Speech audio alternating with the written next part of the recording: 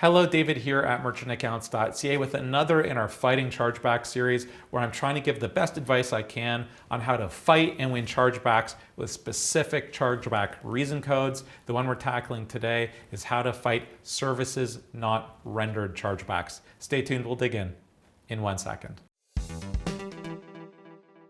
Of the e-commerce related chargeback reason codes, this is one of the easier ones to win. So for comparison, if fighting a fraud reason code chargeback's like going into a boxing match with your hands tied behind your back. At least for a services not rendered chargeback, you're still in a boxing match, but at least your hands aren't tied up. It's still an uphill battle, but you do have a chance. So the nature of this dispute code means that the customer's claiming that they didn't get what they paid for. If you can prove that they did, if you can prove they got what they were supposed to receive, you can win. Now, with some types of products and services, that's easier than others. If you have a digital service like a software platform where people log in, then you can relatively easily prove that they've logged in, they've accessed the tool or the content. It can be relatively easy to win that one. So for example, when was the last time they accessed the platform? Did they have to log in? Can you tell how many times they accessed the platform? On what date? And at what time? Can you tell how much they used it? This is like super powerful evidence. If you have this, you document it in your chargeback response very clearly. And again, the point of the series is to make the point. When you get a chargeback, pay attention to the reason code. Don't go proving that it wasn't fraud because they're not claiming fraud. Don't go talking about how good your product is. It doesn't matter, that's not the dispute. They're saying they didn't receive it. Prove exactly that they received what they paid for. Now this can be harder if you have a physical good or item. The first thing to point out is that a FedEx or UPS tracking code on its own with a scribbled signature, if you had like a signature required on delivery, that's not enough. Like, is it good to include? Is it beneficial? Yes. Will the card issuer just take that and roll over saying, yeah, no, this guy got his stuff? Usually not. And it is the card issuer that makes the decision. When you fight a chargeback, you provide your evidence, you send it to us, the processor, and then we give it to the card issuer. They're the party with all the decision-making power, and because the cardholder is their customer, if you provide, I don't want to say weak evidence because it's still relatively strong evidence, but if you don't provide overwhelming evidence, you're not guaranteed to win the dispute. So at least interestingly, in my area of Canada, Amazon, I've noticed, has started taking pictures when they leave packages. They take a picture at the front door of our house, then they take a picture from the street where you can see the address of my garage and you can see the package sitting there.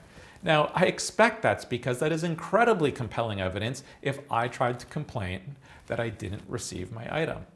Now, you obviously can't do that if you're using some traditional couriers. So some merchants use a service where you have the option for photos to be taken like Amazon does. But the truth is that probably isn't available everywhere. I don't know if that's available where you're located, and it probably does cost more. Is it worth doing? Yes and no. Yes, if you sell really expensive, high-value stuff, and no, if it costs a lot and you're selling stuff that if your chargebacks won't wipe you out. There's a difference between delivering a Rolex and they're claiming they didn't receive it and delivering a box of crayons and they claim they didn't receive it. So you have to apply it to the circumstances that your business is in. Now I have to stop at this point and I want to say, like, when I'm doing these videos, I'm trying to genuinely give the best advice that I can. But the problem is there's so many different business types out there. Like if you're an e-commerce business and you don't know the customer and you're shipping out, you're relying on a courier, like these are hard situations to prove that the item was received. I want to openly acknowledge that. Like this, some businesses do have a challenge with this. I don't want to hijack my own conversation with a new topic, but it's really important to screen your customers for this reason. An ounce of prevention, I mean, it really is better than a pound of cure, especially if you sell those expensive items like that Rolex I was just talking about. If it's a new customer that hasn't ordered before, it's a good idea to validate their identity. And we have other videos on the merchantaccounts.ca YouTube channel that talk about how to use Google Meet or Teams Meet or Zoom to validate customers before shipping. I don't want to upset any viewers that have already shipped, they've got an unreasonable dispute, and you know that the customer has received what they paid for. That's why you're here watching this video. But if it was a physical good, and you don't have any compelling proof, you don't have photo evidence, you don't know the customer, what do you want me to say? You can't hire Dog the Bounty Hunter to go and track this person down and find it on the shelf of their house. Like, I'm not saying that you should give up, but if you get this type of dispute and you take the lump once, don't take it 2, 3, 5, 10 times.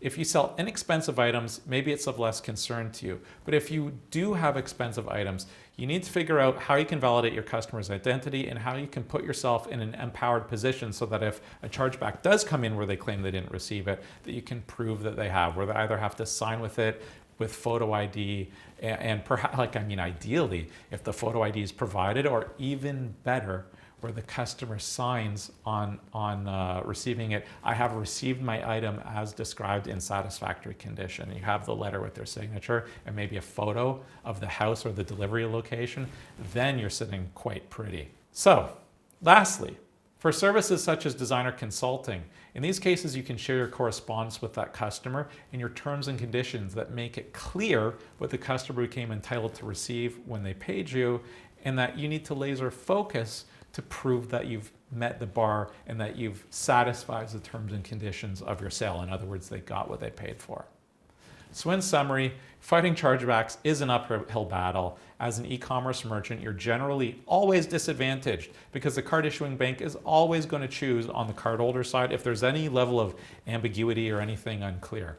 The payment processor has literally no power in the dispute process, but if you can think ahead so that you can come up with a way to prove that the customer came into possession of what you provided to them, then you can win these chargebacks. It means keeping good notes.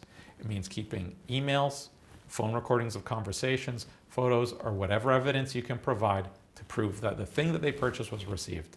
With that, I don't think I can provide any more value. I hope this video was helpful. I know a lot of people come to this video is probably looking to solve a dispute that they already have, but the nature of chargebacks is you're always improving, and it's almost about learning this time so the next time you're in this bind, it doesn't happen again.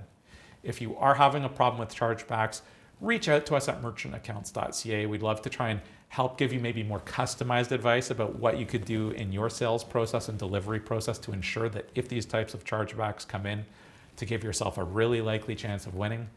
And finally, if you would like a payment processing quote, reach out to us at merchantaccounts.ca. Thanks for watching and have a nice day there. Bye now.